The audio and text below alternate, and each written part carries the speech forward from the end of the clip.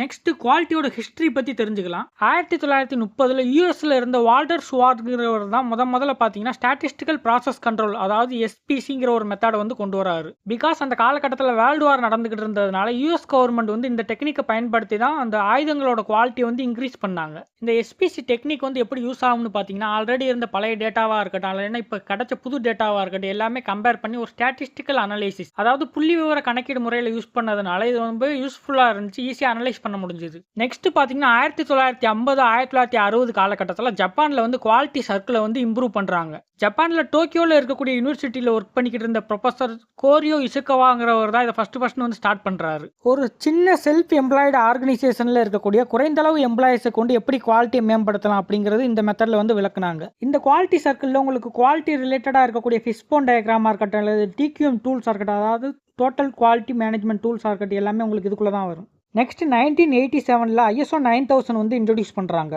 இந்த ஸ்டாண்டர்ட் மூலம் international ஸ்டாண்டர்ட்ஸை use பண்ணி ஒரு குவாலிட்டி மேனேஜ்மெண்ட்டாக இருக்கட்டும், அல்லது குவாலிட்டி அசூரன்ஸாக இருக்கட்டும், அதை யூஸ் பண்ணி ஆர்கனைசேஷன் அண்ட் பிஸ்னஸில் வந்து குவாலிட்டி வந்து இம்ப்ளிமெண்ட் பண்ணாங்க. இந்த ஸ்டாண்டர்டை வந்து இம்ப்ரூவ் பண்ணி இதை ஃபாலோ பண்ணுறவங்களை வந்து அப்ரிஷியேட் பண்ணுறதுக்காக 1987 பால்ரிச் அவார்டை வந்து டெவலப் பண்ணி யூஎஸ் காங்கிரஸ் வந்து யூஎஸ் கம்பெனிஸை வந்து ரெகக்னைஸ் பண்ணாங்க.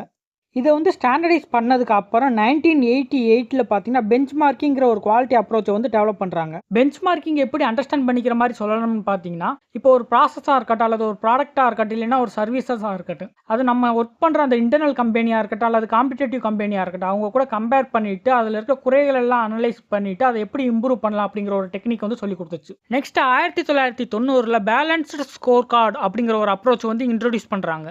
இது வந்து ஒரு மேனேஜ்மெண்ட் டூல்.